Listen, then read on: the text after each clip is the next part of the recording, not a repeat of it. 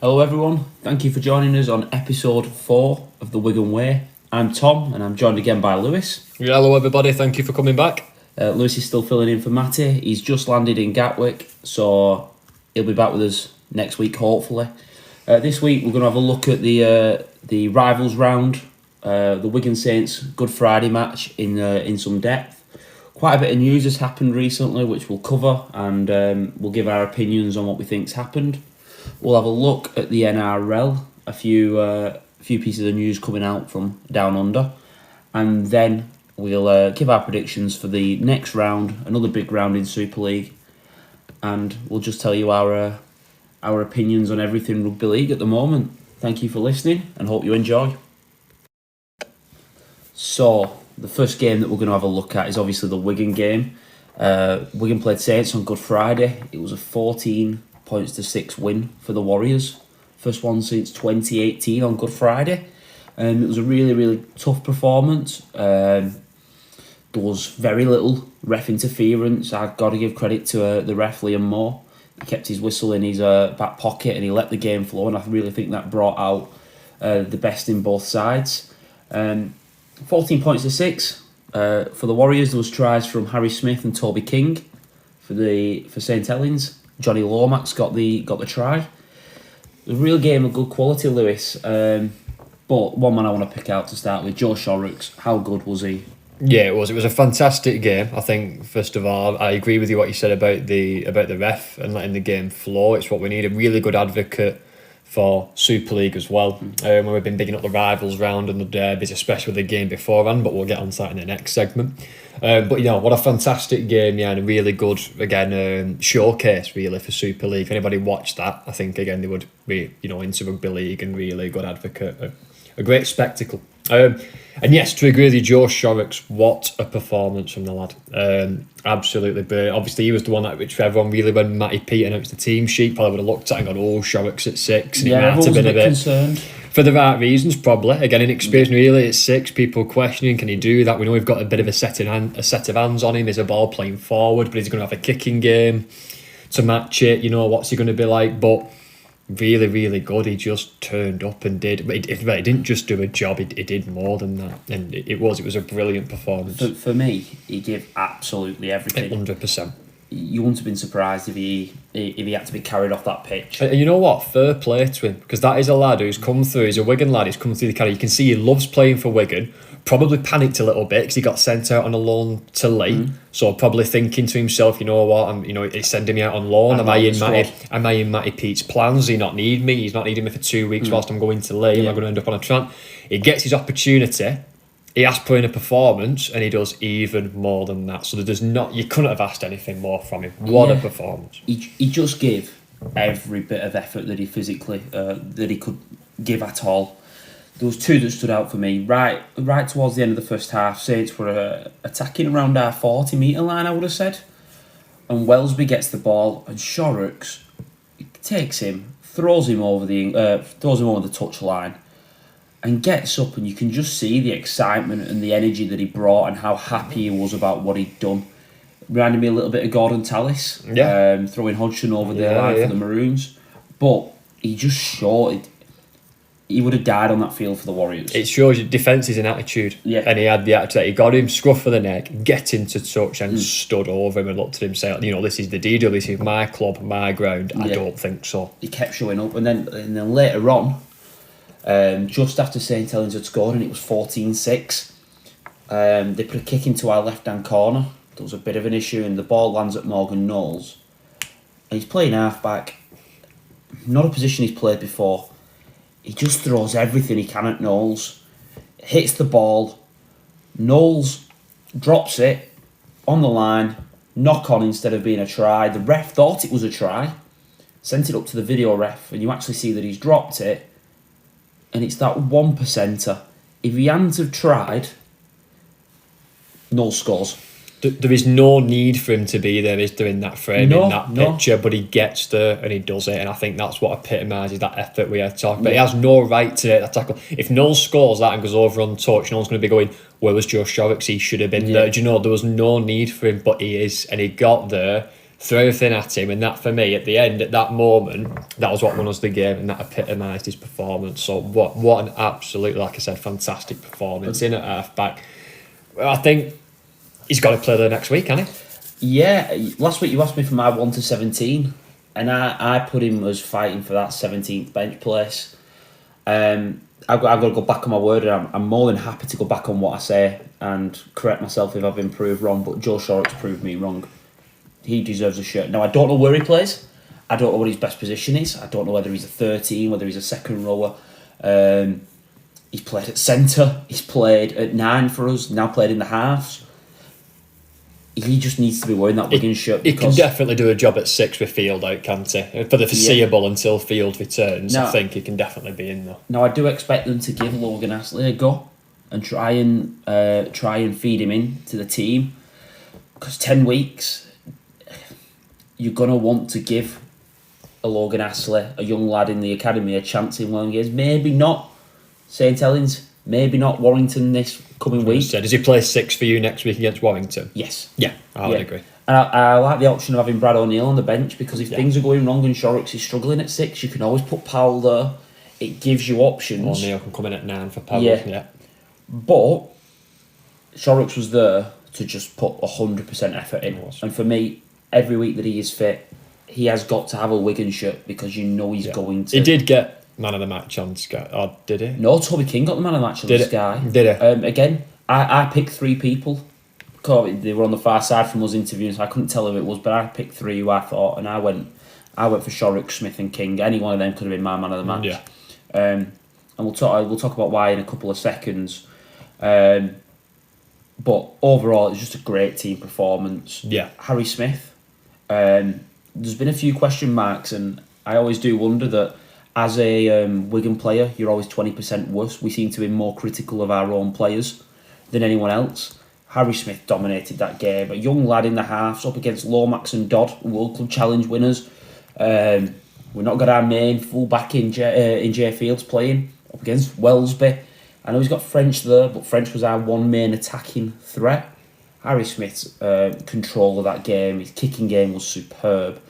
And for me, he very rarely makes a poor decision. He always seems to pick the right pass, the right kick.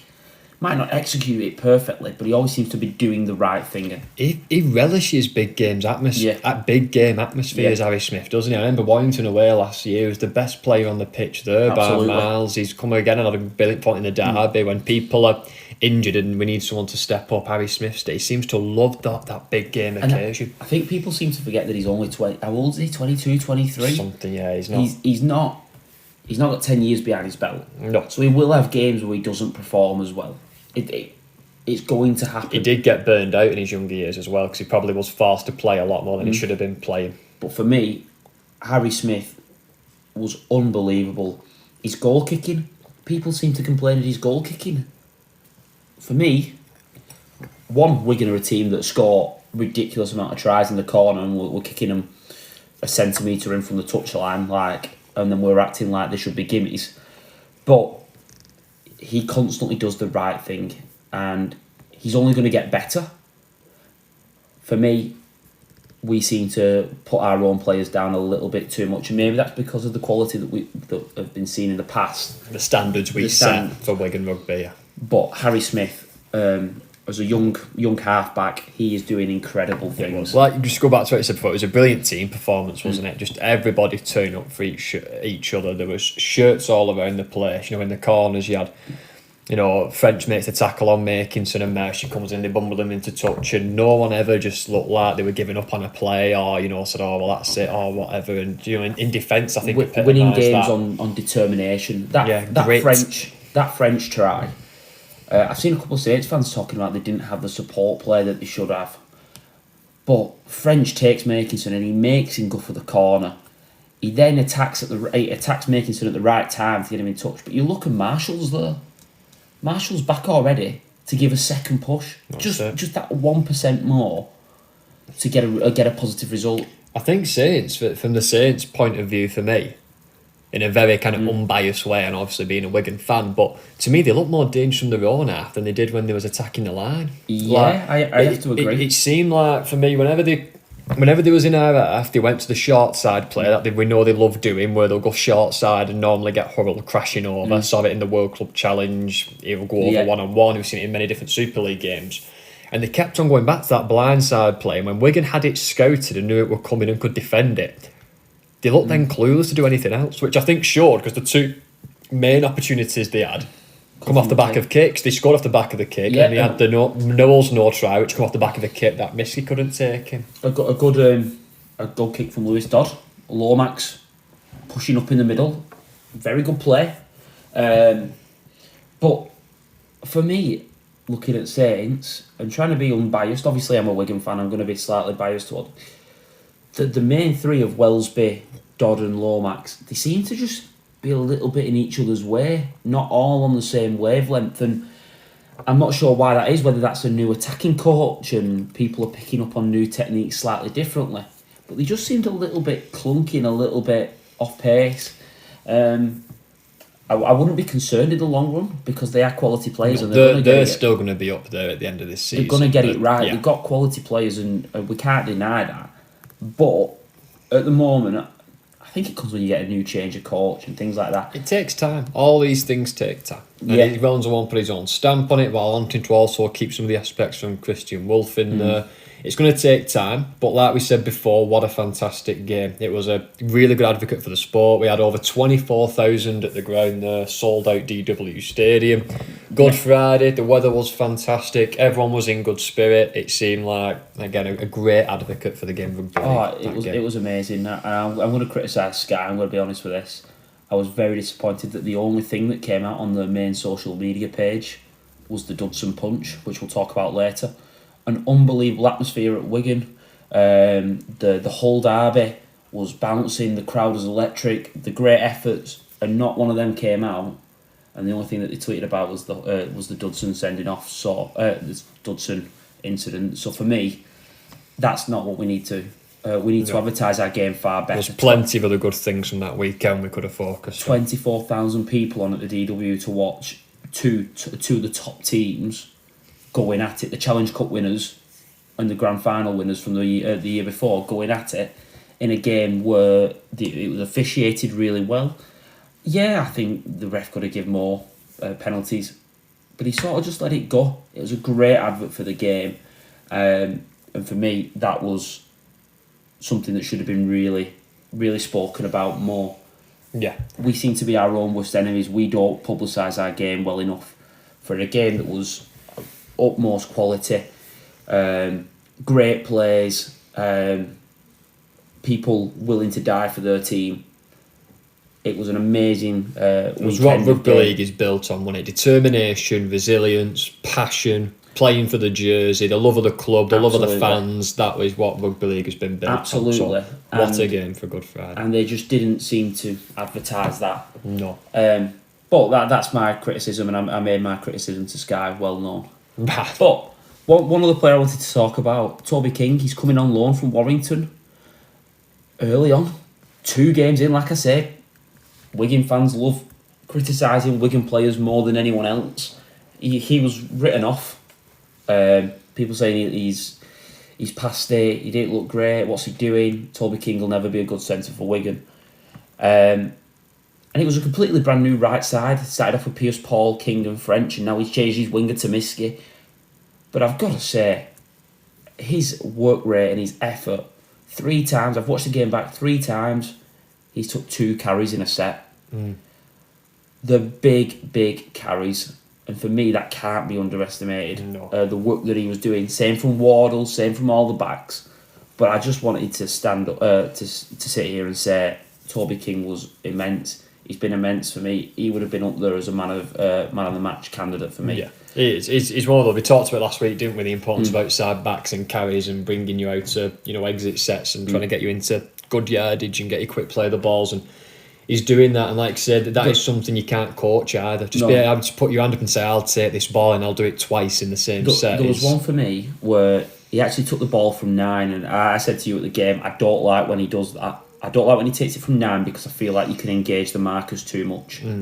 But he went from 9, only made a couple of yards, realised that it wasn't a great exit, a great carry, think it was Marshall who took the next carry, and he was on the back of a Sam Powell little pass, and he makes 12, 13 metres. That, I'm not happy with what I did. It wasn't good enough. And that got us on the front foot. We then have another good carry and we get a good kick in. And I just think things like that are so overlooked. But I was really impressed with him. And for me, I know he's on loan. I don't know his situation. But if he's wanting to stay and Wigan can afford him on the cap, I'd be looking at it. Yeah, definitely. I think with new players, I think fans can almost get a bit kind of too critical because they're new and they want to kind of pick flaws, what's he bad rather than what actually he's doing. They maybe focus on the negatives too much with good players and they look for a scapegoat, and the new players are always a good scapegoat to use, aren't they, when things aren't going well. But for me, Toby King's been good. He's been a great addition to the team. I personally feel like people want to be the first one to have picked up on something. Yeah. So I will start complaining about a certain player, or I'll start praising a certain player. In both cases, when they don't deserve it, to just be able to say, I said that before the rest of you. And I'm not a fan of it. I don't like judging players in the first 8, 9, 10 games because you're still learning.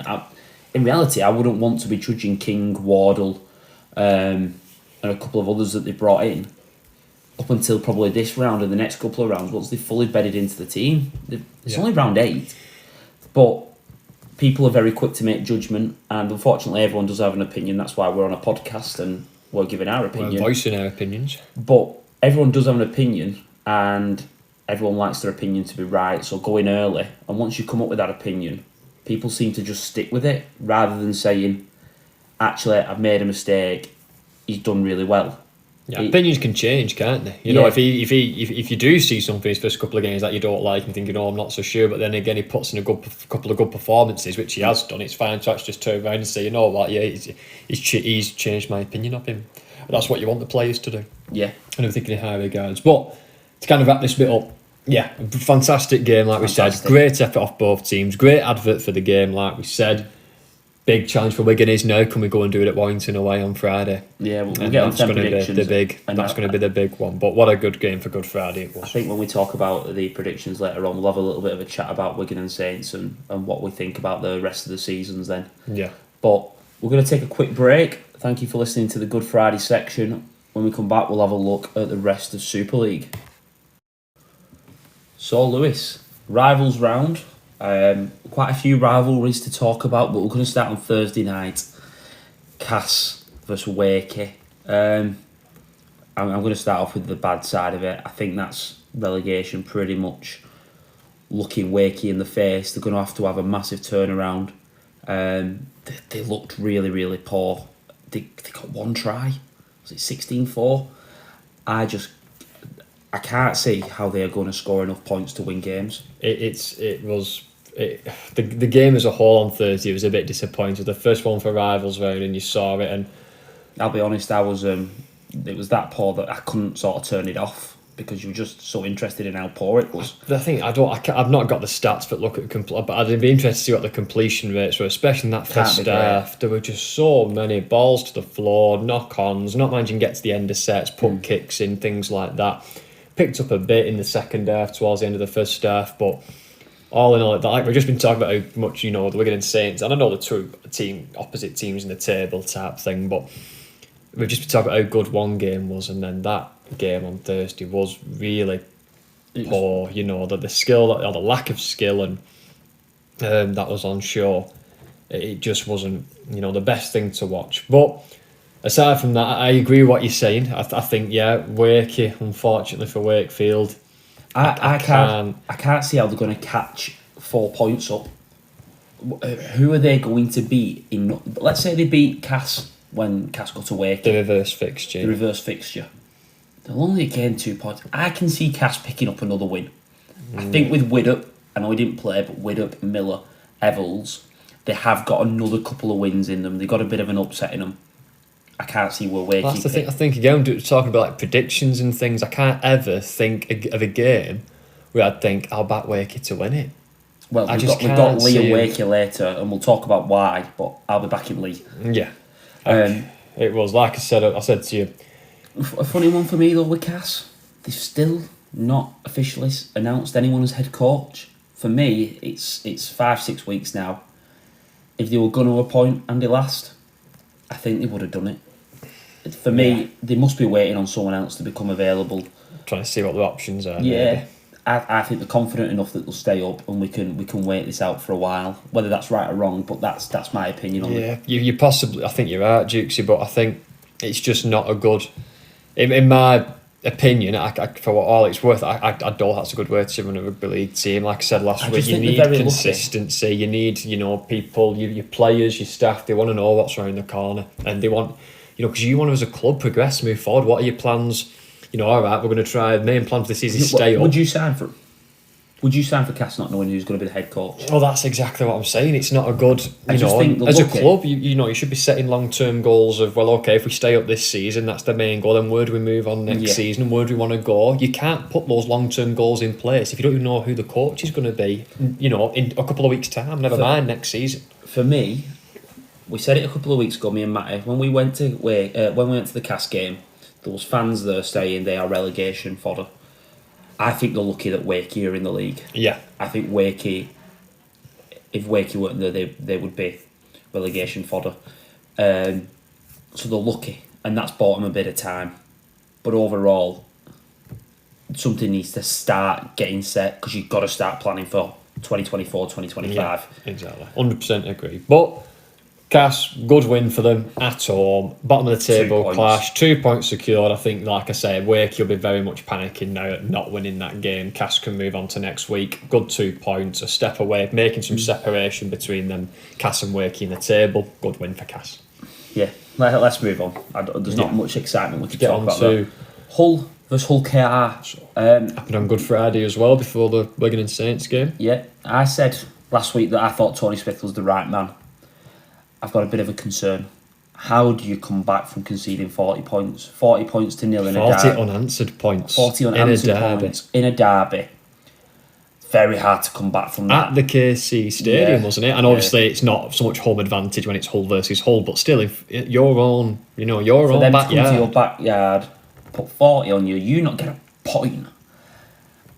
It's going to be very difficult for Tony Smith to do it. Now, I know he's experienced, but how do you turn that around? This is as low as it gets for Hull FC fans, and I don't know whether they get it right. It's going to get very sour now for this Hull team, I think, Hull FC. It's going to get worse before it gets better. Smith is going to be struggling. You were right in what you said the other week. Tony Smith isn't going out there and missing tackles. Tony Smith isn't going out there and dropping balls and getting knock-ons. But once you start calling the players out, that can turn pretty sour pretty quickly as well. And I said to you before as well with this, I feel sorry for Tony Smith because I just don't think Hull as a rugby league club is being ran well at all. You compare them to Hull KR. Hull KR are doing everything right. Look at if we take these two teams, Hull KR, off the field, signing good big names. All right, maybe towards the end of the career. But even in that though, they've got Tom Opacek. Tom Opacek's not a has-been. No. Tom Opacek's a very, very good signing. That's it. Ryan Hall, they got him for an extension. They're going to have him for 3-4 years. That's it. Sean Kenny-Down, when did he join? Was it pre-COVID? Possibly. He's been there years now. Long time. Copton, Lachlan Coots at the back. Kids coming through the system like Mikey Lewis, who looks like a good one. Jordan Abdul seems so happy there now. For a club that's getting everything right on and off the field, compared to Hull FC, who don't seem to be getting anything right at the moment, it's a real change. And if you compare that then to the Hull FC side, they lose Jake Connor. They go and sign some Aussies who... and Jake Clifford. And I know I'm not the biggest NRL watcher. You're probably better than me, but I've never heard of them before. Were they big names in the NRL? Did they play regularly? I don't know. Was Texel new? They were both Newcastle. Jake Clifford came halfway through last year, didn't he? Again, they're not massive names. They were known. Panic buying springs to mind for me. You've kind of lost Connor, big player. We don't know who to replace, but we need someone. Right, let's look to the NRL. They're in the NRL. They must be good. Bring them over here. But obviously that hasn't worked. They've not impressed those Aussie imports. When you're looking, who Wigan have brought in from the NRL, who Wire have brought in from the NRL, Saints have brought in... Who KR's brought in? Sean Kenny-Down, international standard. New Zealand centre. there will have been a bit from Hull FC's owners and management team that are going, we need a bit of some good NRL signings, who's available. Rather than saying, he's available and he suits that thing, we'll go in there looking and saying, who's available, yeah, we'll take him. I don't know whether they are getting the boot to fit the foot, or the foot's fitting the They're boot. just That makes panic sense. buying boots and hoping that they'll fit. Yeah, type thing. We said Hull KR getting everything right on and off the field. There was something that really caught my eye. Lachlan Coote, a class act. There's a young lad who's got leukemia, really ill, and his family asked for a couple of messages of support, just like 5-10 seconds clips to say like, keep fighting and all that stuff. Coote's gone home and filmed a 2-3 minute video. It doesn't take a lot out of his time, but really offering support to this young lad, and that will have made his day. And for me, that's a club that's culture's right. Wigan are showing it, Saints show it, the top teams show that they've got the right culture, and that's an example of it for me. And that comes from, again, what you do on the field, off the field, the backing, I think. But again, Tony Smith put that into place at KR. He did. Started it, and we said last week, didn't we? It's going to take time. Tony Smith can't fix this overnight. I think the worrying thing is, I don't know what Hull FC fans would think about this, but if you would have said, this result, although I didn't predict them getting battered by 40 points, I can't say that I'm entirely surprised. I would never have ever thought like that cannot definitely happen. It was a kind of thing like, well, you know what, actually, Hull KR has been playing good. They've had some good wins. Hull FC have been poor. I remember it being 24-0 when I was watching it and they scored, and there was just an inevitability when my dad turned around and said they scored again. It was just, all right, yeah. There was no shock. There was no, wow, they've put 40 on them. It wasn't unexpected, was it? No. But let's keep moving on. Yeah, like I said, KR just on to say they played well, doing good things. Will Peters, is it the coach? Willie Pete, they're doing a fantastic job as he's coming replacing Tony Smith with Danny Maguire working alongside him. So fair play to KR, good win for them. And yeah, not to end it on a bad note with FC. That's first KR doing stuff really, really well, like you said. Good culture, good performance, and a fantastic win for Derby Day for them. Now Lee Salford. A bit of a new rivalry. It started off as Beaumont and Kukash on Twitter. When they had the weigh-offs and all that different thing that they did where they tried to lose weight, and they sort of formed a little bit of a rivalry. I like it. I think them teams should have a bit of a rivalry. I quite enjoy it. A really close win for Salford. Bit of a repeat from round one, wasn't it? When Salford went to the Lee Sports Village and they ran out close winners in that game as well. Not too much between the two teams. Yeah, 22-20. Win by 2 points. Sneed's boot probably being the key difference. Yeah. But for me, there might just be a little bit of a bit of concern about how Salford are managing and finishing games. They were 16-6 up, they were 22-10 up, and they've let it get back to 2 points. If that's a Wigan, if that's a Saints, they probably do enough to get a win. Yeah. And a little bit of concern for me with Salford. But they've got points in them. They're doing enough, and hopefully they get that longer run, that longer ability to stay in games. Hopefully, and again, a good shout to Paul Rowley, who's doing a fantastic job. Because I remember a couple of years, but I think we mentioned this last week. Salford, going to Salford away, or Wigan Saints away, used to be an easy 2 points. Was it 2017? They were in the £1 million game. Yeah, was it? Yeah, somewhere Gareth around O'Brien there. at the 1 Yeah, pointer. the 1 pointer. So what a job they're doing to not only just again be better, but actually be competing. And they're not an easy. They're not guaranteed 2 points anymore. Salford. So doing good things as a club. Lee, although ended in defeat, looking quite good. They're definitely capable of scoring points. They've got 20 points in this game. If they can tighten up their defence, they could trouble a few teams this season. Yeah. We talk about Wakefield and Cass not having that quality and it being a poor game. Lee have got that quality. They've got the ability to put points on. And I think that's the hardest thing when you're a team that comes up, suddenly upping the standard and being able to put points on the board. You can get better at your defence. You can work out patterns and defensive movements. But sometimes having that killer instinct to get points, that's the difficult bit. And you've got that with Edwin Mpape, with Lachlan Lamb. Hardacre has been here before. They've got 2 wingers in Charnley and Briscoe who know the way to the try line. Who can score tries. They've definitely got points in them. Ricky Latelli at centre, got points in him. Get him on a one-on-one, he's probably going to score, isn't he? Yeah. And then Mellor, who's not played, he's been injured. O'Brien, they've all got points in them, and I think you can work on your defence. It's actually your getting points and being able to put 20s on, because there's not many games that you win if you get 1 or 2 tries. If you get 3 or 4, I think you're favourite to win more games than you lose. Yeah. And I think Lee have got that in abundance. So for a promoted side, I think they should be really, really happy with where they are. Definitely. A little bit more investment over the off season and the rest of the season, and I think next year they'll be able to push the top 6 if they keep doing the right things. Hopefully, because that's what I want to see. I want to see clubs building and getting better. So hopefully, fair play to Lee, doing a good job, and again a good close game, which is what we want in Super League.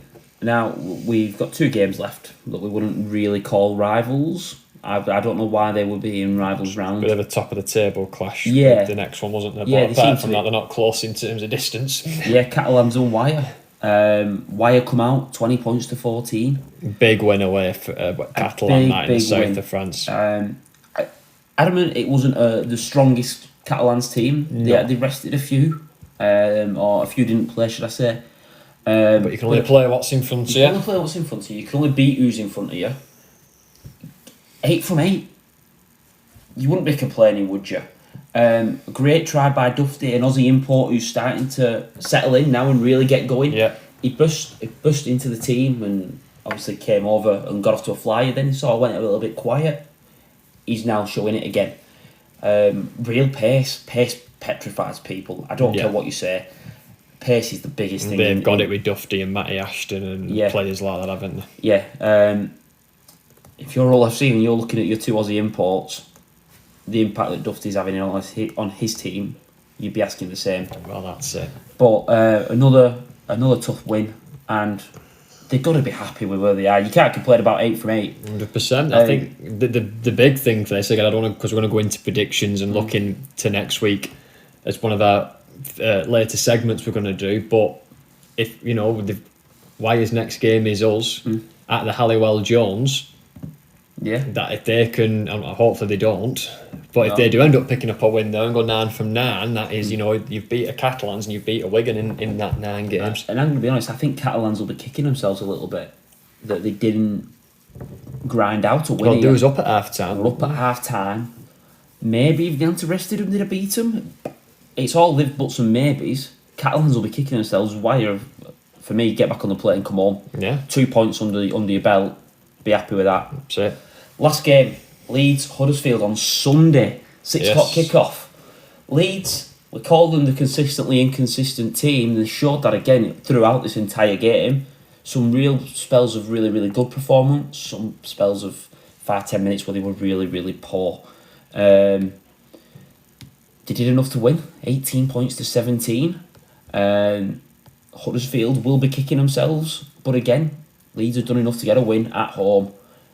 I think they'll be happy with that, take your 2 points and get home, because they weren't the greatest in the first half. No, it wasn't the best. They But didn't have an 80-minute performance, but they did what they did to need to win. I think Huddersfield will be gutted that they let it get to that where they lost within a point, really, because I don't think they're asking enough questions. I would agree with that. I think the field position they have, and we said Will Price wasn't playing, but then he ended up playing, and it must have not been as bad an injury as what they thought at the time. But you've got Will Price, Jake Connor, Tuilola here. They can ask questions. They should be able to get you points. They're just not asking enough questions to win close games. If those players you've just mentioned there, I don't know if they know where they fit into that Huddersfield side. Because throughout the game they were changing. At 1 minute Will Prowse in the half, then he was at full back, and then I saw Lollahea catching the ball at full back, and I'm a bit like, do they even know what's going on? And I know Wigan did it a little bit at the start, as he messing about with the spine. But it was one change, and then they stayed that way after the change. Yeah, theirs is interchangeably, just switching in and out. And for the spine of the team, where that creativity comes from, the spine, your 6, your 7, your 1 coming out the back, and you need that consistent. I listened to another podcast, one of the NRL ones, they were talking about Nathan Cleary and his ability to actually just know where Luai was and know where Dylan Edwards was without even looking. So he was able to run at the defender straight and almost pass without looking. If you constantly change it, you can't have that, because that comes through repetition. That comes through playing the same every single time and practicing the same movements every single time. with a tiny change every so often. Now, they're changing it every 5 minutes. You've got to check, because you don't know who's there. Will Price wants the ball one way, Lowell Hill wants it another, Jake Connor wants it another way. And that's no criticism to them, because they're individual players. But if you keep changing it, you can't build that repetition. They have to get used to playing together, and they're not going to get used to playing together if you keep on changing the positions and where they are. And the pro, it's a bit of a weird one as well, because Ian Watson always talks about processes, going through the process. But you can't get used to processes if you keep changing it about. Surely to get used to those processes, you've got to be consistent in terms of where it fits in. So I think Watson will know that it's got to work, but I completely agree with you. They're just not asking enough questions and not getting enough points, really. Like you said, with the amount of territory they have, there's got to be... There's times when you've got to do a repeat set or turn the ball over 5 metres away from the try line, but there's also times when you've got to, come away with some points. Now, I'm gonna end this section with 2 questions for you. They took a first half 1 point field goal to go to 13-4. Yeah. I'm not a fan of it. I can get it if you're 6 ahead to take you to 7 because it's 2 tries, but for me, they were 12-4 up, so they're already 8 points ahead, which is 2 tries ahead. What does that extra point do? It's a bit arrogant to me, if anything, and I don't see the benefit of it. Maybe if you're 1 try ahead, but I don't get it. I think it's a very difficult, that one, because I think the full-time result determines if it was the right decision or not. Because let's say if Martin doesn't kick that goal and it ends up being 17-16, that'll just be a win by a point. Then everyone walks off the field and says, "Oh God, what a brilliant decision it was taking the field goal when they had the opportunity. It just won them the game." So I completely understand where you're coming from. I'm not saying you're wrong, but I think it's one of those sometimes. In this instance, the field goal didn't matter, so it probably didn't need to happen. But just a little bit for me. If someone had done that to Wigan, my first thought is they think they've got enough. They think they've got enough points to beat us. And that'll be the first thing that if I was a coach, I'd be saying. If I was Rowan Smith, I'd be going in saying they've took a 1 pointer, they think they've got enough points. They don't think they have to turn up this second half. And I think it just gives you a little bit of motivation. I'm all for killing the game. Keep teams down while they're down. Yeah. Doing that. Maybe taking a 2-pointer, because it defies one of their penalties later on. Yeah. But I don't like it. Yeah, it's putting just 9 points in front. Yeah. 9 compared to 8. Yeah, I get what you mean. But then... It's an interesting one. Go on, what's your second question for me? What was Jake Connor doing? I do not know what Jake Connor was doing. He's missed the goal. I can only think he must have got confused and thought they were a point up, not a point behind. But he missed the goal. I don't get how he's done it. I don't get what was going through it. But the only thing I can think is for him to drill that ball into touch when you're 1 point down, he must have gone, "Oh no, I missed the kick. We're a point down." He must have thought he was in the lead. That's the only explanation. He was wrong, but he must have got confused and thought he must have got confused to do that. But it was an awful decision drilling it into touch. But for me, that shows to me why he's not a halfback. I think he's a fullback. Yeah. His game management. He isn't a game manager. He isn't a director. He's an X Factor player. He's a game winner. But if you want him to control where you play and call the shots and make the decisions, that's not Jake Connor for me. Yeah. Right. That's Super League done. We've looked at all 5 games of rival round. A good round all in all. Yeah, we're going to call some tight, close games. Yeah, very much so. We're going to have a little break, and we'll come back after this with some news. Okay, thank you for joining us again after that quick break. We've got some news and maybe some breaking news, who knows. But first of all, big question. This Friday, 4 big games on Wigan Wire. There are 3 other games not on TV playing at the same time, fighting for that TV, fighting for the TV game, fighting for attendance. And what we'll end up doing is we'll put a thing out saying how many people watched it at home. Well, there'll be people at them games who will go in, well, if there was no other game on, I'd go and watch one live. But because there's one on TV, I'll stay at home. The NRL, for me, have got it right. They have no games on at the same time as the other. They show all 8 games, and they've got none on at the same time. I just think you're asking people to pick which game they'd rather go to, when in reality, if they were all on TV, I'd probably watch 5 out of 6 of them. And I just think it's not helping our viewing figures. It's not helping our attendances at games. We've got to do something about it.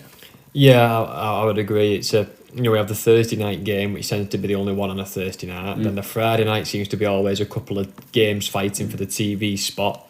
We might have a Saturday game if Catalans are at home. Sky might show it about 5 o'clock, or if Channel 4 end up getting a game. Now, I know Catalans have got a thing where every home game they've got it on TV because the French TV company is showing it, and Sky use their footage rather than sending their own cameras out. But for me, you're asking people to pick. Now, I did hear a thing a couple of weeks ago that Super League clubs had asked to play on a weekday night because of better attendances and more the money that they make and things like that. And me personally, I struggle to get to games on Saturday, struggle to get to games on Sunday, but that's just my personal situation.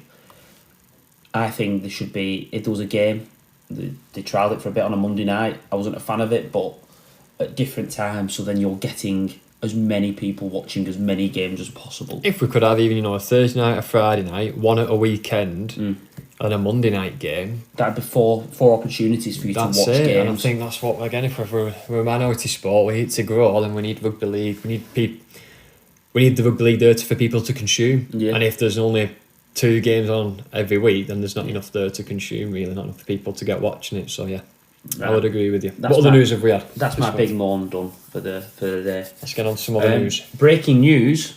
About 2 hours ago, Warrington have announced that they've signed George Williams to a long-term contract to the end of 2026. Yes. And Paul Vaughan to the end of 2025. Now, I don't know how much of a contract extension that is, because I don't think they were running out of contracts this year. No. But I'm glad for 2 big contracts to keep 2 superstars of our game in Super League. People will be critical and say that it's so that they get a bigger fee if they want to go back to the NRL. Ultimately, I'm not really bothered. No. If we've got our best players on contract here, that's all. We were talking about George Williams, wasn't we, last week? And, the fact of was it the Dolphins were looking for an half-back and was asking the question. We said last week we need our superstars in Super League and keeping them in the game. So this is a win for Super League. No, George Williams being tied down. I know contracts are only worth what they're signed on, and that there would nothing stop a team coming in and offering a contract to buy them out. But for me, that's good for us. I'm happy with that news. Bit more news, and I'm not sure whether it's official or not. It's a rumour that I'm hearing, but I'm hearing that Wellesby and Dodd will both be off to the NRL, whether it's the end of this season or the end of next season, but I'm hearing a rumour that they've already signed a contract. Not been told what team they've signed for, but Wellesby, I've always wondered what position he'd best suit in the NRL. I think he'd make a really good NRL centre. Dodd will obviously be there to be going as a half-back.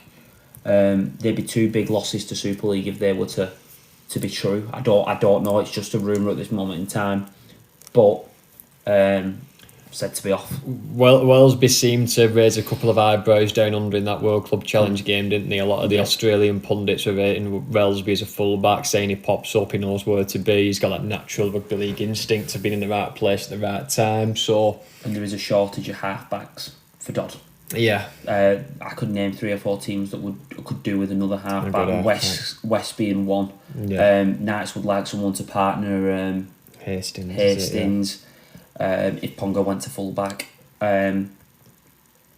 Not good losses for Super League, but potentially good moves for them. Good moves for them. Good moves in terms of, again, maybe to get the English game across and again build that respect up there from down under. If we can get really backs is where we've always struggled. I don't want us to be a feeder league, and that's what I feel like we're potentially getting into a position of. That's a conversation for a different time. I agree with what you're saying, yeah. I think just backs is the one where we always struggled on with. Forwards have gone over there and ripped it up over there. Your Burgesses, you've Morley's, your Gareth Ellis, and more Bateman. Recent examples of Bateman, Sutton, who's making a name for himself down there now. Backs where we've always really struggled, only been really Widdup. Now Dom Young's coming in, we're going to get on to in a bit when we review our NRL games. So if they can go over there, rip it up and put England on the map down there, then like I said, I would rather them stay in Super League and keep our players, but I don't want to go over down there and flop either. Go down there and make a name for English rugby league down there, yeah. Now we're going on to a little bit of negative news. Yeah, big talking point this week, wasn't it? Gil Dudson. I don't know what he was thinking. I don't even want to talk about it because it's a poor act. I'm guessing Gil Dudson feels completely terrible about what he did.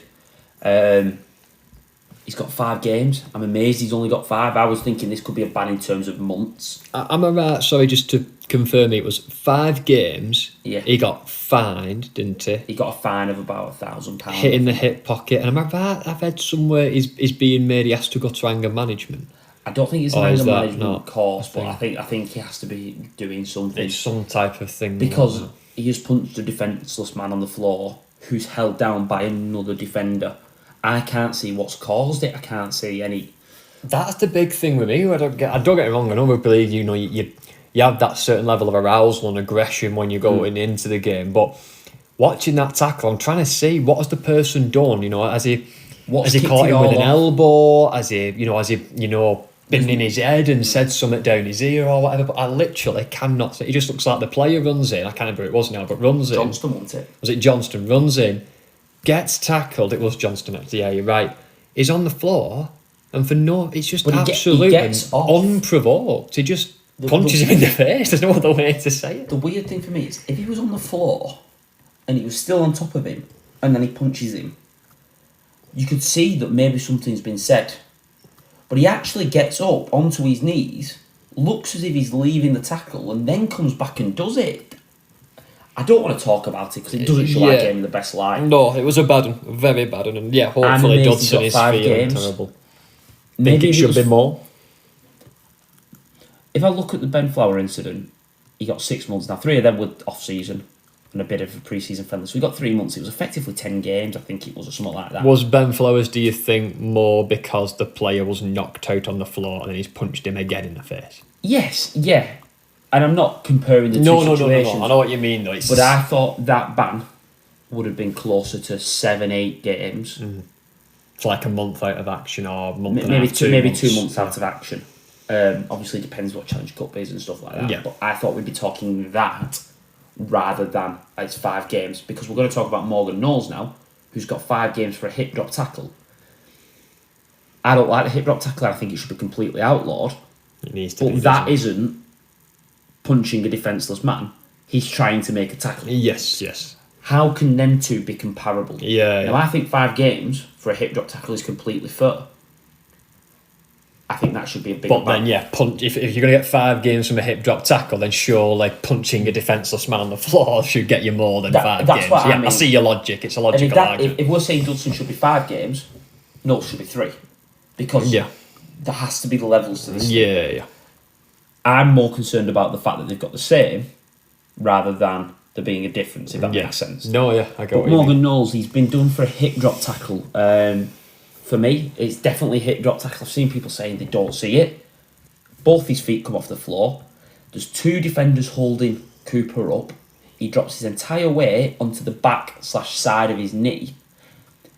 Mike Cooper's snapped, I've been told, his ACL, his MCL and his PCL. Well, he's out for the rest of the season, He's and out at for the 34 years old, that's a 34. very big worry if he's going to get his career back up and running again. It might be a potential career ender. I don't. Hopefully not, but possibly. It's a 100% a hip drop tackle to me. You cannot take your weight onto the back of someone, remove yourself off the ground, and put your entire weight holding onto the back of a player. That's a hip drop tackle. Whether he just misses his leg or not, he's probably done it before and got away with it, where he's missed someone's leg. We talk about Jermaine McGilchrist has been tweeting. It was Morgan Knowles that damaged his ACL with a potentially similar hip drop tackle. For me, this should be the standard. Hip drop tackles are starting to creep into the game. They've been a big talking point down under in the NRL. Probably longer than Super League has. Back end of this. Last season, start of this season, hip drop tackles were a big talking got done with point. one off Carrigan, and that was a big one. He got 6 games for that. He was out for a while. For me, if you are on the back of a player, you cannot lose control. You can't drop your doing. weight and just You can't take your feet off the floor. You are the defender. You've got to be in control of that tackle. If you are falling off the back of a tackle, control it, slide down, and grab the legs. That's completely fine. You can't put your weight on a player when he can't even see you. I think it. I'm not saying Morgan Knowles meant to do it, but he he chose to take his feet off the I floor. think in a lot of instances that might be the case where people, because again, when you're in a rugby league field and you're thinking I need to make this tackle, you're just concerned about I need to get this person on the floor, and the most logical way to do that is, well, let me try and drop my weight, because that force will bring them to the floor. You're trying to tackle them, but there has to be that, they said, the duty of care is the word they use, and again, you can't just put all your weight on the opponent's back of the leg, and it's a bad thing because it's creeping into the game. We saw Null's done with one, Smithies has got he's been done for one match ban for not something that's not a. I wouldn't call it a hit drop tackle, but it's very close and it looked very, very clumsy. Bachelor for Hull KR got sin bin for a, so they have been creeping in on this round, and we need to get them out, don't we? Straight away. And I think that's sort of what they've done there. The thing for me with the Smithies one that's slightly different is they were in a tackle, there was an offload, and Wellesby's gone away from him. He's then trying to catch up with him. It's one-on-one. There's no one holding Wellesby up. And now I know Smithies' weight drops on his legs, but I don't think you've got someone who's held up by two other men and then you drop your weight. It looked very clumsy. I can understand it being a ban. I don't think it was a ban to the extent of that. No, they're not. They weren't the same. Yeah, they weren't the same. But Morgan Knowles, he's getting a little bit of a reputation. You've been doing some research into some disciplinary statistics, haven't you? It's not very hard because everyone's had him on Twitter, and I'm not going to be the first person to say this, but he's now been cited 44 times by the disciplinary since 2018. 9 times since the start of 2022, 18 months ago, for 2 hit drops, a chicken wing, crusher tackle.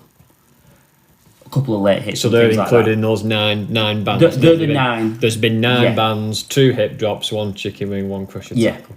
Now, opposing fans consider Mickey Mack, he was a dirty player. Since 2008, Mickey Mack was only cited 43 times. So he's been cited less in just under 15 years as what Morgan Knowles has since 2018.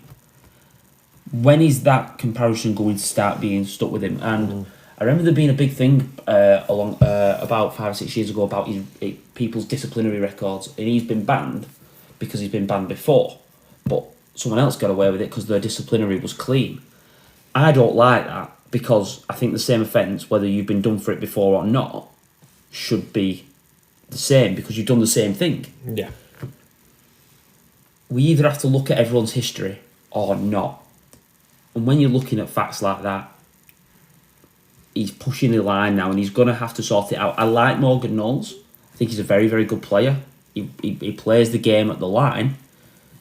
He might just need to draw it back a little bit. Do you think he gets away with it because he's quite, he's a big body, he's aggressive, he doesn't get called dirty because he gets called more like that, big and aggressive rather than a dirty player? Yeah, possibly. Now, I do think for his game, I think he's gone a little bit too much that way. I think he's lost a little bit of his ball playing ability. I think he's gone a little bit too big, a little bit too aggressive, and now he's lost that ball playing aspect that he had. Not completely, but just a little bit. But I think it's how a lot of it comes from Sky, how they talk about players. Yeah. And then that feeds back that he's aggressive and leading the defensive line is the one you always hear. Well, actually, he could be offside. It could be a late hit. I think the narrative can get put onto players, and then that sticks, and that becomes their reputation rather than what they're actually doing. Doesn't look good, does it? Anybody can come up with an eye tackle. Someone, an agile back does a bit of late footwork at the line. You put an arm out there, you're a bit fatigued, you end up hitting someone in the chin, you get an eye tackle. Anybody can do that. But when you look at 2 hit drops, 1 chicken wing, 1 crusher tackle... The crusher tackle... That's now starting to go into, the chicken wing you don't do accidentally. To grab someone's arm, stick it, in a position where it shouldn't bend, that you don't do that accidentally. No. Hip drops, you can argue, we said before, can be seen as unintended if you're just trying to think, right, I need to get this person to the floor, you end up dropping your weight, you lose track of where your body is. Crushers, they're a bit of a grey area, and you can get stuck. They're a grey area because someone can twist in a tackle. Yeah. And then were you meant to disappear? And if you're in tight, trying to, wrap the ball up and you I can get close it, contact. But it's not good to have on your record either. No. Considering Sam Powell got done for a crusher, and I'm sure he got 6 games. Yeah. There's starting to become a pattern. Now, I don't want to just make this complaining at Morgan Knowles. But I do like that if they're saying if you do a hip drop tackle from this point on, if there are too many in the tackle and you do a hip drop, we don't care about the grading system. It's a 5-game ban. We do not want this in our game. No. I can understand the RFL sticking by it. Yeah, they have to, because these hip drops, the career enders, the snapping ACLs, that is a potentially career ending situation. So they have to get them out of the game as quick as possible. I want to send our best wishes to Mike Cooper. Could. It's definitely out for the season. I hope this isn't the last we see of him, because he's been playing some unbelievable. Been good, hasn't he, since he's come to Wigan? I do expect Wigan are going to have to go out into the market and try and sign someone. I've heard a rumour that they've got space on the cap, whether that's 50,000 or 250,000. Do you think they'll bring in another prop to replace him? I think Wigan are going to need to. Do you think they're going to need to? Looking at who that leaves Singleton, Havard, Ellis, Byrne. You think Single and Byrne are going to be your starting props there, wouldn't you? And Havard and Ellis were coming off the bench. Havard, Ellis, and you've got Mago to come off the bench. Wasn't pushing into the squad. Cooper was starting ahead of him. Other than them 5, if you include Mago, you're then going into the kids of Harvey Hill and some more of the academy products. I think we're one injury or a suspension away from being very, very thin there. Maybe Willie Isa could fill in a little bit. Maybe Smithies could fill in a little bit. But I think, or I would be, if Wigan have got the money, be going looking at another prop. I don't know who's available. And who's available for the money.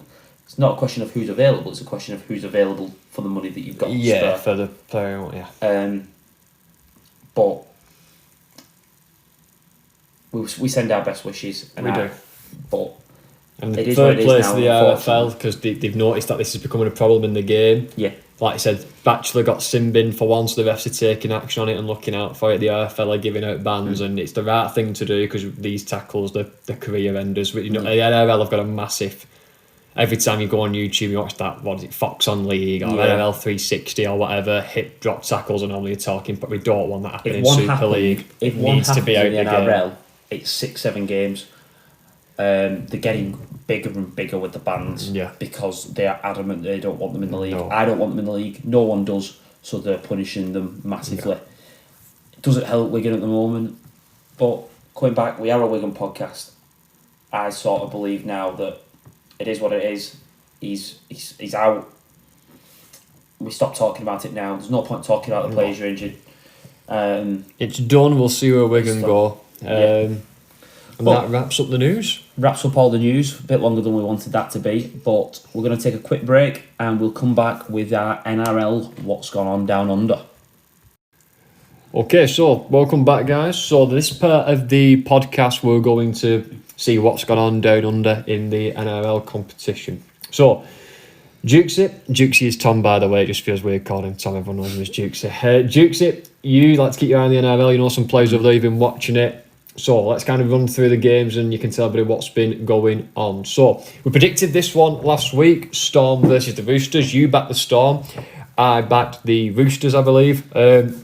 Storm ran out 28-8 winners. Looked very, very impressive. Is this the Melbourne of old? Is this them flexing the muscles, showing they're still possibly grand final competitors? I don't think they're the same team as old, but I think they're showing the class. Yeah. They're a different team now. Yeah, missed some big news. Slater, Cronks, Cameron Smiths have gone. They've lost a lot, and it's a lot of turning around. And I wouldn't be surprised if it takes them a couple of years to get this right. But Munster, Jerome Hughes, Pappenhausen when he comes back, but Nick Meaney at the back. But the one who has really stood out to me, along with Munster, because Munster's just class, is Harry Grant. He's the young 9. He was the first ever NRL player to go on loan when he went sent to the West Tigers. They wanted him. They brought him back. They actually let the Cheese leave, Brandon Smith, to the Roosters so that it could get Harry Grant in.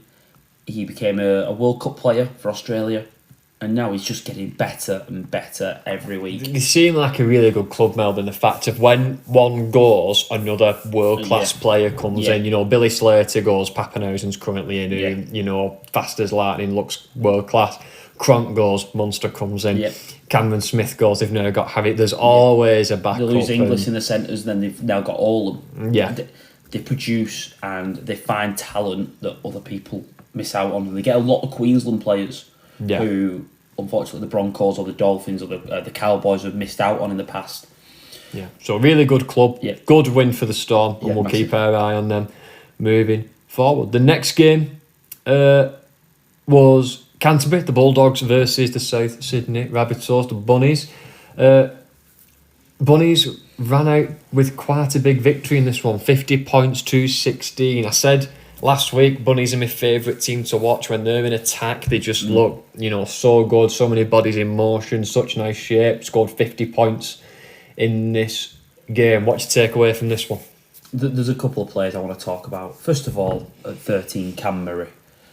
He, over the last 2 or 3 years, has developed into one of the best 13s in the league, along with Isaiah Yeo and Jake Travojevic. Cam Murray has got that brilliant ability to pick when the Bunnies need to play direct, and he needs to be a ball runner, and he needs to take it to the line and win the ruck. He's also got the right time when he needs to switch, when he needs to be a bit more of a ball player and get the ball out to your likes of Latrell, to Cody Walker, and his partnership with them players is unbelievable and it's developing, and I think that puts him as almost as certain for the Aussie team. He's not the biggest Cam Murray, is if it be playing in the forwards, but he just looks lean, explosive, powerful, pokes his nose through, he's got that rugby brain, so really good play. Another couple, Latrell and Cody Walker, really stepped up this week. They're starting to show their ability. They got off to a bit of a slow start, but Cody Walker, even though he's controlling his team now and controlling the Bunnies, anytime he sees Damien Cook get an advantage from 9, he almost forgets everything else and gets right up on his shoulder, and he knows when Cook's going, doesn't he? And he knows when to support. He knows, and he gives that perfect support. And I would put a bet on it that he gets a quarter of his tries by backing Cook up. Yeah, they're on the same page, aren't they, all the time? But his partnership with Latrell is developing even more. But I'm going to go back to the other side, and it was probably the weaker side this year in seasons gone past. The right hand side, the left side always was Cody Walker. It used to go Murray, Walker, Latrell. They've now got a bit of a partnership forming on the right hand side. And it's a centre who actually played for Australia, Campbell Graham. He's really developing into an attacking threat. He's not just a steady centre who'll make his tackles and make his metres. He's now getting tries. He's running really, really good lines. I've been really, really impressed with his development over the last 18 months. Again, he's putting his name up for an origin spot. He played for Australia this year, so you wouldn't expect him to be too far away from the Australia squad. A lot of tries went down that right-hand side. I know the Dogs got an early injury that occurred, didn't they? Had to get carried off, which probably led them to reshuffle, but still the Bunnies had to put those plays on, get the ball over to that side of the field, and they did that with potency and efficiency. I think it's a bit of a blip. They're still improving, and they've been playing well, haven't they, the Dogs? It was a bit of a setback for them, but it's a long-term plan, and it's going to be a blip every so often. And a big reshuffle when you lose Adokar, and you've got to change your squad, play a winger, and who's probably move a centre to winger and start messing about. I think for the Dogs, they've shown a lot of improvement this year. They've spent a few years at the bottom of the table. I think they're a far better team. I think they're going to carry on getting better, but you're going to have some hiccups along the way. Yeah. Just on that one as well, Latrell seems to be changing a little bit from what I've seen of him. He used to, when he was at the Roosters, he seemed a bit more like a bit of a kind of Greg Inglis, get the ball to one over the top here. He's now moved to fullback, and he's got a bit more of that kind of skill. He knows when to hit the right pass. Decision making. That's it. When to play short, when to throw the big face ball to the winger and hit the cutout pass. He seems to develop that bit of skill now in the fullback role, rather than just being a big powerhouse, even though he's still a big powerhouse. Latrell's not going to take 30 carries in a game. He's not that type of player that's going to keep going. He's not a Tedesco style fullback. What he is someone who knows his own game so well, and if you can put him in the right places, he will win games no matter what team he's for. Yeah, you just got to get him in the right place. He's a superstar, and that's what game, Walker, Ilias, Cook have to do. If they give Latrell ball when he wants it, it's game over. Always good, aren't they, producing those big, powerful centres. I mean, your Marmaling, your Greg Inglis, Latrell Mitchells, they've always seemed to have, I think that's maybe why the English backs struggle kind of over there, because they always just produce those big, powerful wingers. Yeah. Moving on to the next game then, we had the Cowboys versus the Dolphins. Now, the Dolphins, we keep on having you for it because you got it wrong where you didn't back them to win a game and you was going to say they were going to struggle. They're slowly starting to become probably one of your favourite teams in the NRL, and you're backing them more and more. I will never back against them, no. Never back against the Dolphins, no, change of tune. won their game this week. They faced the North Queensland Cowboys and ran out 32-22 winners. Happy with how they performed? Yeah, I'm very happy. Wayne Bennett will be happy. They've got back to winning ways after losing back-to-back to the Broncos and the Dragons. They got back to playing that strong, simplistic game. It's a Wayne Bennett masterclass, isn't it? Yeah, complete your first 10 sets, he always says, is one of his goals. They've lost the halves and they're struggling. They've got some injury crisis.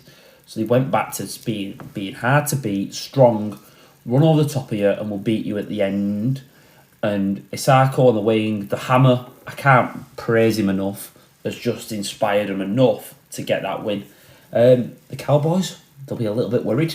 They've not really got going yet, and it's starting to become a concern about them not making the top 4/8. I would have put them as my top 4 candidates, along with Penrith. I thought the Cowboys were certain for the top 4. But there might just be a little bit of a concern that they're not going to get it, because they're going to lose a few players in Origin. They won't be expecting to pick up some wins against weaker teams then. It might just be a little bit of a concern. They'll have to really peak, won't they, when the kind of playoffs come about. They need to peak at the right time, the Cowboys. That could be possibly the saving light. If they have to peak at the right time, they could possibly end up. But there must be 13, 14 teams now who've backed themselves to get in the top 8. Yeah. So it's a competitive league. You've got to get there. So moving on, you mentioned last week Penrith flexing their muscles. They did it again this week against Manly. And Manly, I know I was talking last week and said I was impressed when I watched them against a game with the Eels and the defence they showed and just looking tough and strong and brutal in the defensive work. But a bit, again, just inconsistent. Can't be seen to be doing that week in, week out over 80 minutes. So Penrith ran out comfortable winners, 44 points to 12. Old Penrith are back, do you think? I don't want to say the back, because obviously they've lost Coruscant, they've lost Kickow, their strike was going to the left. They've had to change, they've had to develop. But one man that I'm going to really pick out today, Dylan Edwards, I think he may be... Full-back for Penrith. Yeah. I don't want to say he's the most underrated player in the comp, because he's now starting to get the recognition that he deserves. But he is absolutely everywhere. He covers every blade of grass.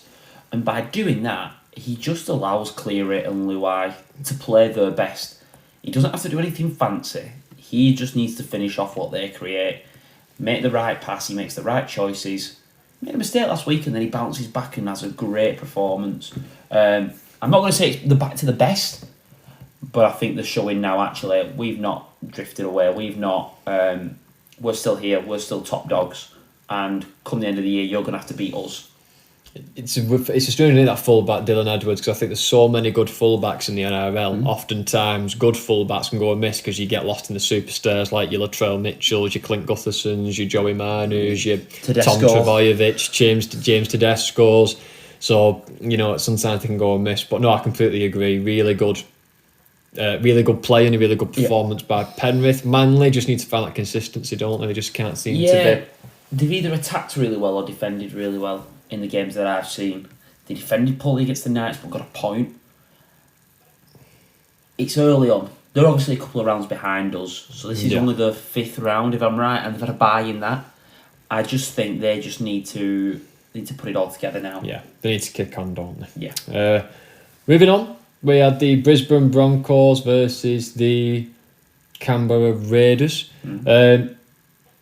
14 points to 20. In favour of the Raiders. Probably a bit of an upset, that one. Brisbane looking strong. Where do you think it kind of went wrong? Was it a case of Canberra playing really well, Brisbane not at the best, a bit of both? A bit of both, personally. I think the Raiders turned up with a game plan. I think the Broncos were a little bit not at the races. But I do think when you've been on a winning run, they're a young team, having a defeat like this will just re-energise everyone and re-wake everyone up of actually, we can't just turn up and win. It can be... There are a lot of young lads. There's only Adam Reynolds, who's an experienced player, really, that you would say has got 10 years plus experience. Yeah. So just having this little blip now just brings everyone back. It gives Kevin Walters the chance to have a discussion with people and sort a few issues out. And go again next week. Yeah, sometimes you're due a loss, aren't you? But one for me, I want to mention him. Big Red. Corey for the Canberra Raiders. Billy Slater's come out and said he could potentially play for Queensland in this coming up Origin. For me, Queensland pick on character. He's got that never die attitude. He's got that Queensland character in him. Yeah. And Ricky Stewart will be very happy. Wears his heart on his sleeve, doesn't he? Goes and plays off with a lot of passion, a lot of. He uses him very heart well. And determination. Yeah, he gives him a role and he does that role to his best. And now he's becoming a little bit more of a pain to other teams. Yeah. But yeah. So a good win for the Raiders, well, very good win and a bit of an upset for Brisbane. But again, you always due a loss and that'll just help to keep Brisbane's feet on the ground. 3 more games then left to run through. Titans versus the Dragons. The Gold Coast Titans, Justin Holbrook's men, Cruz Lehman making his debut this week for the Titans. They ran out winners in a close game, 20 points to 18. Good win, good game. Good close game. I think no matter what, the loser was going to be disappointed. Yeah. So the Dragons will be disappointed now. This was a game that you saw. I sort of had the opinion of this decides who gets in the top 8. These are 2 teams that I could see finishing 7, 8, 9, 10, anywhere in them positions. Yeah. And this was a real big game to get in. So I think the Titans winning it by that 2 points, a really narrow margin, puts them favourites to finish above the Dragons. And gives them a little bit of a kick-me-up to go into the next game and try and get the top 8. Yeah, keep our eye on that one, see how it goes, see how Cruz Lehman does again, playing for the Titans. Don't think get some more game time, make a bit of a name for himself. Moving on to another team with an Englishman representing and doing quite well, the Newcastle Knights, and Dom Young is who I'm referencing there as the English player. They beat the New Zealand Warriors 34 points to 24. Dom Young had another couple of tries to his name. Warriors been looking strong this season. Was it a case of again a bit of a blip for them, or an impressive performance and result for the Knights, do you think? I was very impressed with the Knights. I do think the Warriors had a little bit of a blip. They didn't stick to the same game plans really that they had the last couple of weeks for the full 80. But the Knights did what they needed to. Jackson Hastings, we've never questioned his quality. Showed how good he was. He's really starting to take control of that team. Yeah. He's making that Newcastle side his own, and that's showing the benefit now. They hopefully get Kalen Ponga back. They've won a couple of games without Ponga, so when he comes back in, you got Hastings doing the organising, Ponga playing off the cuff, doing what he does. That could be a real thing. But there's one issue. It's not something really I've ever thought of until I listened to a podcast later on, earlier today. Kalen got moved from full-back to 6. He's now in the defensive line. He's making different types of tackles. Now, for a player that's got a bit of a history now of concussions, would you think about moving him back to full-back to potentially avoid them types of collisions? Because it's very rare that you get a concussion at full-back making a tackle. A lot of it is someone tries to go round you and you're tackling at the legs. You're defending half back, you're going to have some big back rowers running at you, and you're going to have to get your head in some compromising positions next to some hips, next to some knees. So a bit of me thinks I would potentially, for £1 million man, that's his contract, $1 million man, you need him on the field. Some people get concussions easier than others. That's just a genetic fact. I don't know the genetic information behind it and why. Ponga may just be one that gets them easier. So for me, you've got to find a way to protect him. And if that means putting him at full back defensively and having to find another half back, I like Lockie Miller, who's playing full back. Yeah. But if you're asking me to pick Ponga every week, or Ponga one every 3 because of his concussions, and Lockie Miller, I'm picking Ponga at full back. Yeah. You need your best players on the field. You do, and I think Ponga needs to play. I don't get it wrong, coaches will know more than me, but I like Ponga at fullback more than I like him at 6 anyway. I think third receiver. Third receiver, running back at defensive line. There's another couple of jolts in it. He's got even if he doesn't make the break, he'll poke his nose through, find his elbows and knees, get off to a quick play of the ball, quick start. Yeah. I'd have him at fullback anyway. Yeah. So then last game to cover, West Tigers, again a bit of a similar story, close but no cigar. 22-28 in favour to the Paramount Eels. This one, Wests lose again. Things looking better for the West, or are they still looking dire, do you think? There's now talks that Dewey's injured. Yes. So that could be another big miss. Yeah. Another spine change. There was more controversy before this game that Gain Laurie had liked an Instagram post of his team conceding a try. Yeah. We sort of mentioned that last week, but again, it came up big time. You had the controversy over the Anzac Day shirt, where they've not used Australian soldiers on the shirt, and you're thinking for a team that is stuck at the bottom of the ladder, they need to get out of the press. Yeah, and then just not bring it back making the onto right decisions, are they, as a club, and they're just not doing the players who take the field any favours, are No. But Para, I'll give them this, they didn't play particularly well, but they showed why Mitchell Moses. West Tigers were trying their hardest to sign Mitchell Moses, and he's shown why today. His kicking game, Para didn't really get going to their best, they weren't bossing the game. But every bad set they had, Moses just seemed to come out with a kick that just ended the set really well. And I'm of the opinion that it doesn't really matter how your tackles 1 to 5 go. If you win your set well and you pin someone in a corner, whether you've done that from a kick from your 20 or a kick from their 20, it don't matter because you got the same outcome. Same result, yeah. Yeah. So he got them out of a lot of pressure by just kicking at the right times. He showed his class. I think Para's got something sorted this year, and I've seen them, which is always, again, to be a good team, I think you always want your spine of your team being good and consistent, and having Hodgson at 9, Moses at half-back, Clint Gutherson at full-back. Yeah. Really good spine to the team. Dylan Brown in there. Dylan Brown in there as well. Yeah. So, that spine of the team's strong, and when that's strong, and then you can build, your pack around that and things, I think it can be... Some good news for West, though.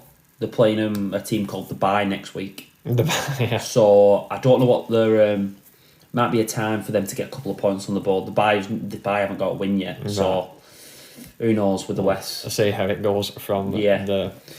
Well, that rounds up the NRL. We're going to have a quick break and then fly through some predictions. Okay, so welcome back, everybody. Final segment of this week's episode is going to be just some quick fire predictions for the games coming up. We'll start down under. We got 3 games that we're going to have a look at and predict. First one, Jukes, Dolphins versus the Bunnies. Who are you going with? The Finns. You're going the Finns? Bennett won't want to lose 3 times to 3 clubs that he's already won. He's lost to the Broncos, lost to St George. He's going to have them fired up to beat the Bunnies. Interesting. I'm going to disagree. I'm going to go the Bunnies. I think they're going to have too much in attack for them. I don't think they're going to be able to keep them out. I think the Bunnies are going to go away with the victory. Sharks versus the Roosters. Could see this one going either way. Which way do you see it going? I can see it going either way. I am going to edge with the Roosters. Not happy with a couple of results the last couple of weeks. I think they're going to come out.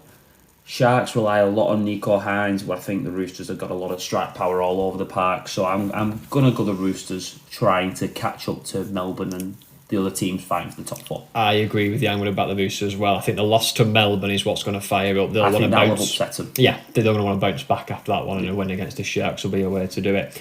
The Parramatta Eels versus the Canterbury Bulldogs. Where do you see this one? I'm going to go Para. They're at home against the Dogs, who are an up-and-down team. We've already said that. But I think Para, they're currently lower in the league. They've had some tough fixtures early on. I think now they're going to have to really turn up and get a couple of wins back-to-back. Try and go on a little bit of a run here to push themselves up, because there are probably 13 or 14 teams that can fight for the top 8. Yeah, sorry to be boring, but I'm going to agree with you as well and go Para. I think they've got too much individual quality for the Dogs. I think, again, having that spine sorted, Hodgson in there, Mitch Moses, Clint Gutherson, I think they're just going to have too much to face the Dogs. And Adokar is a big miss for the Dogs. Are they going to reshuffle the team? He's going to be out for a while. They're going to have to see how they reshuffle and how they get on without Adokar in there. So, they're the 3 NRL games we're going to do. Let's move over to the correct side of the water, to the UK in the Super League. First game we're going to have a look at, Salford versus Castleford, Thursday night's game. Where do we see that one going? Salford at home to the Cass Tigers. I'm going to go Salford. I think Salford have got a little bit too much quality. I've seen improvements in Cass, but not enough to start competing with a side that I think should realistically be fighting for the top 6. I'm going to agree with you again. Yeah, I think Salford are going to have too much for them. Hopefully a close game and competitive, but I think that's going to be a very big result if Cass can turn over Salford at Salford. I want to see some good signs from Cass to show that things are going better, but I can't see it. If they can put in a good performance, even if they don't get the 2 points, to put in a good performance, they'll have something to build on away from home. That could be a very good thing for Andy Lasseter. Okay, Huddersfield versus the Catalan Dragons. Again, 2 teams at the top, but 2 teams who've been a bit inconsistent and probably not got some wins that they'd like to have this season. I'm going to go the Dragons. I'm going to guess that they're going to have a few back in. Sam should be back in. A couple of the backs should be back.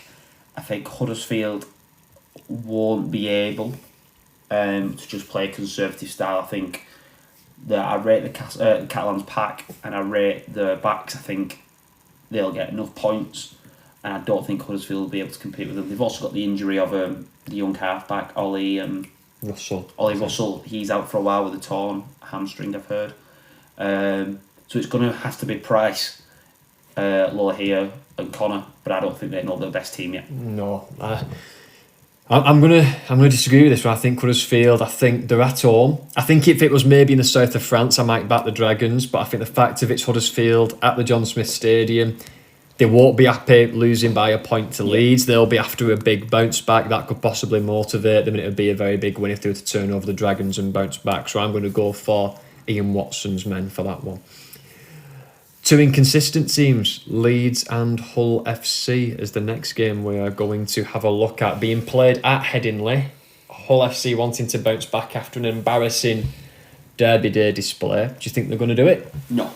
I'm going to go Leeds in this. I think Leeds have got... they're at home. Headingley will push them over the line, first of all, if it gets down to it. But I think the best is very, very good. And I think the worst is better than Hull FC's worst. I think we've said Hull are not very good at the moment, but I think they've been consistently poor. Where I've seen some good things, some bad things from Leeds, which just makes me think they've got enough points. Yeah. I can't see Hull getting 20 points. No. And I can see Leeds getting 20, 30 if they needed to. Yeah, I'm going to agree. I'm going to back Leeds myself. Best way for Hull to keep in this game and possibly win it, they have to get off to a good start.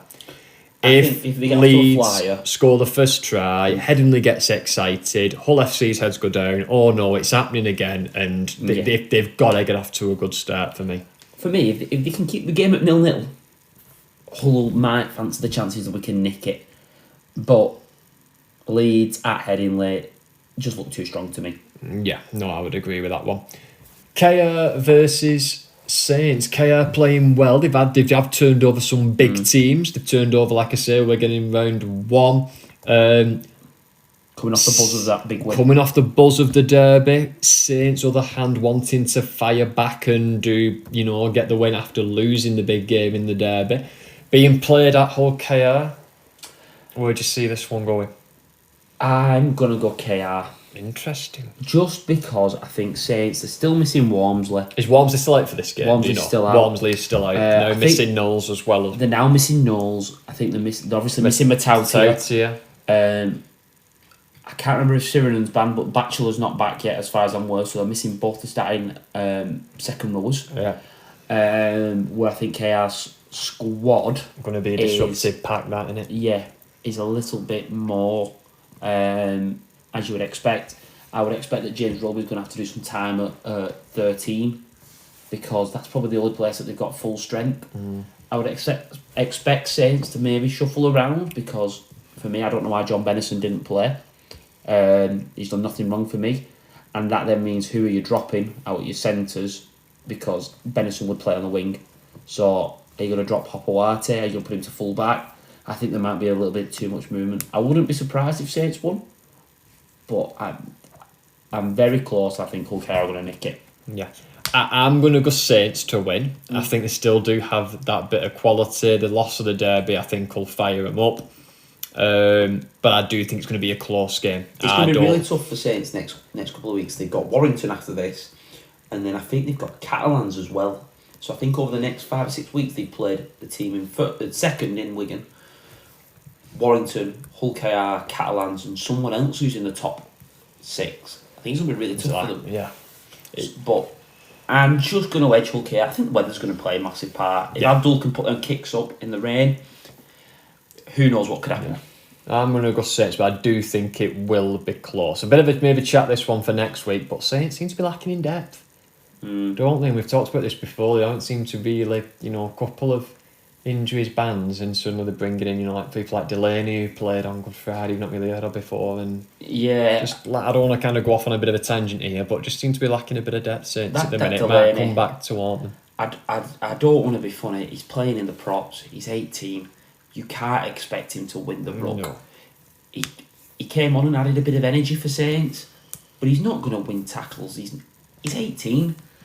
It was a similar story though at halfback, wasn't it, last year? Dog got injured and they had to play that Ben Davis, and it was then Lomax was playing with an injury to his bicep or an elbow or something, and there's the issue of they're lacking depth no matter bit, with a sport that's by a salary cap, you have to have some players.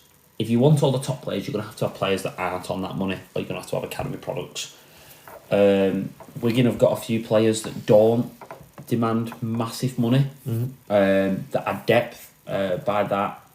I don't want to name them because it's not my place to guess how much of people are on, but you could look through the squad and say there's some depth there and they won't be on loads. Yeah, you've got depth maybe, like if you look at the backs, you've got they brought in Hampshire, Miskies, Thornleys, things like that. Yeah. So they've got depth there, haven't they?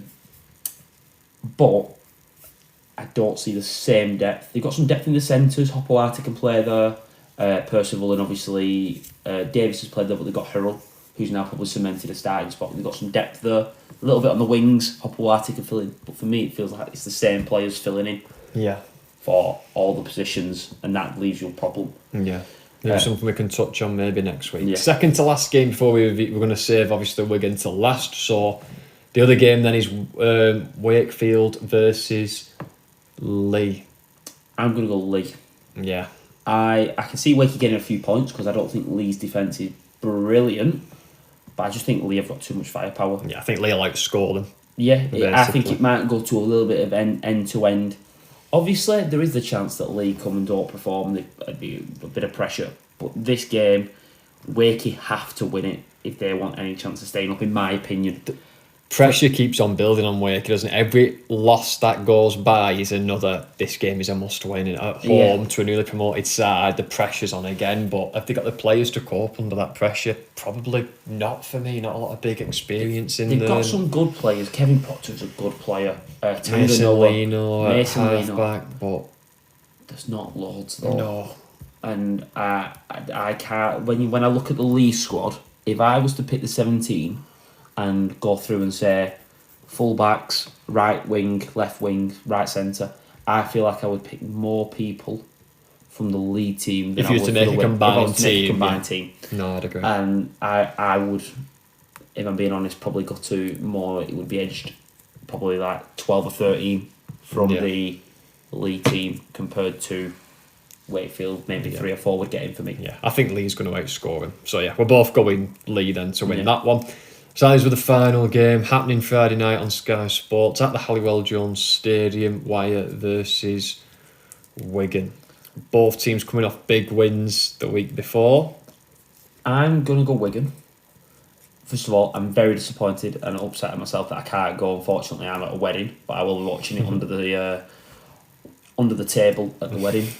Don't tell anyone, please. I'm going to go Wigan. One, because I can never back against Wigan. Anyone who ever backs against their own team, I don't know how you can do it. Do that. If I was a Wakefield fan now, I'd still be backing us to win every week. Yeah. I think we've shown some really good signs. I always think with a winning run that Warrington have got, no team goes 10, 12, 14, 20 games. The dual loss, aren't they? The dual loss. Been a lot of talk about Warrington eyeing this fixture up because they always eye it as Wigan week. Well, Wigan are more, we just play the next game. We eye up Good Friday. This is a massive game for Warrington. If they were to win, I could see them slipping up against Saints next week. But I think Wigan are going to go as underdogs. I like when we play as underdogs. It's not often that it happens, but I like it because it gives us a different dynamic. And I'm going to wedge us to win and I think we're going to win to about 14 points. Oh, okay. Yeah. I'm going to, again, a little bit, I agree with what you said. I'm never going to back against them. So I'm going to go Wigan win as well. I think it's going to be closer. I think it's going to be within 6. The only reason I say 14, I think this is one of the very few games. Wigan have won a lot of games so far just on being the fitter team and having to go 80 minutes. They did it last week against Catalan. They've not had to do it so much. They put points on early. It'd be interesting to see how Warrington act if they don't put points on early, and how they react if they have to try and win a game. And I think Wigan might just get a couple of tries towards the end to change the score. I think the big challenge for Wigan is going to be how's our pack going to cope. We're low on numbers, obviously with the Cooper injury, the Smithies ban. We've got one of the biggest and probably most devastating packs coming at us now with Paul Vaughan, with Cassiano. If I was to pick my team now, it's going to be I would suspect that Byrne and Singleton starting the packs. I would say Ellison may go off the bench, do you think? With Havard off the bench. With Havard as, yeah, and then maybe O'Neill as the fourth. I think our second rowers are going to be Faz and Piers Paul. Maybe Isa filling in at 13. I think Isa's going to fill in at 13 as a workhorse.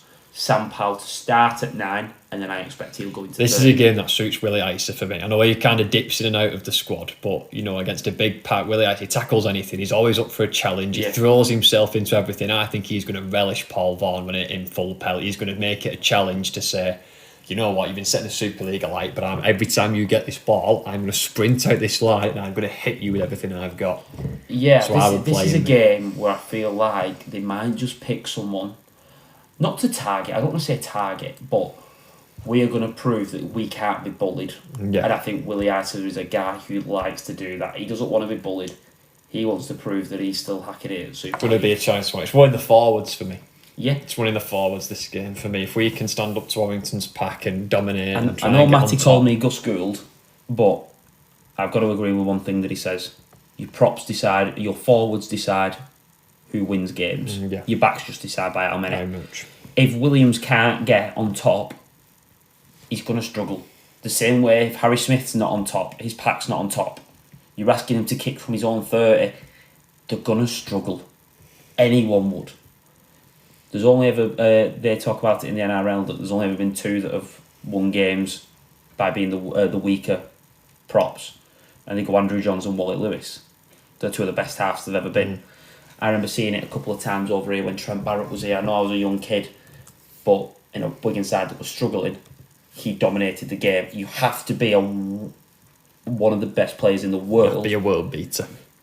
As a half-back to dominate a game when your pack's not winning.